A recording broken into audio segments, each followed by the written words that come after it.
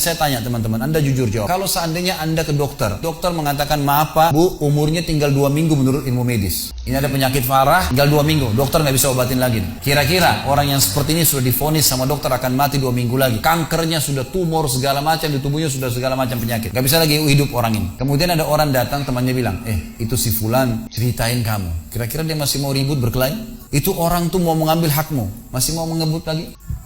Sudah semua? Enggak mau tahu. Ini 2 minggu lagi mati.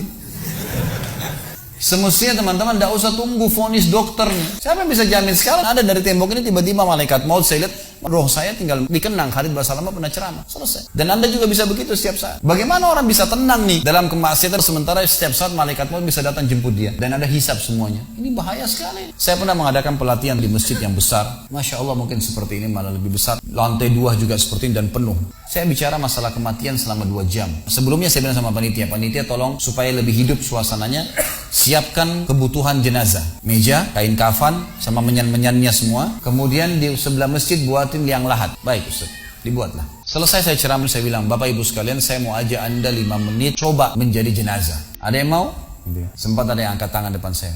Dia bilang, saya Ustaz. Baik, silahkan. Minta tolong satu hal ya. Kalau Bapak naik nanti di atas meja ini, dibungkus dengan kain kafan oleh panitia, bayangkan Anda sudah mati dan dengarkan apa yang saya ucap. Baik Ustaz. Baik. Silahkan kalau Ibu mau coba, panitia tolong bantu. Ringkasnya adalah, dia naik. Subhanallah, begitu dia naik, begitu tutup matanya dan ditempelin kain kafan di pipinya. Ditempel di pipinya, langsung dia nangis. Nangis dia. Terisak-isak. Lalu kemudian panitia taruh tangannya di dadanya, harus dibungkus gitu kan. Lalu saya bilang, Pak, coba renungin sekarang Anda sudah mati. Dan hirup-hirup masjid ini yang sedang menangis, ada yang sedang ngobrol, ini anggap di rumah Anda pada saat Anda meninggal dunia. Dan Anda tidak bisa protes. Gak bisa bilang saya tidak mau, jangan ribut, gak bisa lagi. Panitia pun menaruh tangan kanan di atas tangan kiri, kita taruh di dada. Dibungkus dengan kain kafan. Baik Pak, bayangkan semua peluang amal saleh yang semestinya Anda bisa kerjakan, sedekah bakti dengan orang tua, sholat berjamaah, yang Anda sia-siakan dan Anda menyesal kenapa tidak kerjakan sekarang. Dan bayangkan semua peluang dosa yang Anda tidak sia-siakan. Kesempatan dusta-dusta, kesempatan riba-riba semua dikerjakan. Dan Anda tidak sempat taubat dan Allah akan hukum Anda sekarang. Itu Bapak Ibu sekalian, saya tidak kadang-kadang dia sampai nangis-nangis Bapak ini. Lalu saya bilang, tolong panitia datangkan geranda jenazah. Pak, sebentar lagi kami akan angkat badan Anda di geranda ini dan kami akan bawa Anda ke liang lahat sebelah masjid. Saya bilang, Pak, renungin, resapi tubuh Anda kesentuh dengan geranda ini. Ditutuplah lalu dipikul. Lalu saya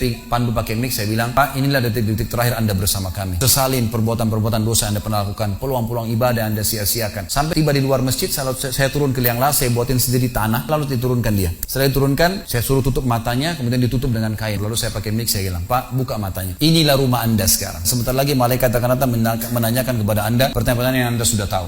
Selesai. Ini semua proses kurang dari 5 menit teman-teman sekalian. Lalu saya bilang, buka. Dibuka kain tersebut. Lalu saya bilang, teman panitia bantu Bapak ini keluar. Waktu dia keluar dari kuburan liang lahat itu teman-teman, sempoyongan. Kayak orang yang sudah pusing gitu. Keluar. Kemudian saya bawa ke masjid. Lalu saya kasih mic. Pak, tolong ceritakan pengalamannya kepada jemaah jadi jenazah 5 menit. Itu dia pegang mic, gemetaran. Ustaz, saya tobat. Saya durhaka sama orang tua. Saya nggak sholat. Ini dia lupain, ada ribuan jemaah depannya nih. Dia nangis-nangis. Sebutin semua kesalahannya. Semua pada banyak ikut nangis. Kayak orang ketakutan betul, gitu kan?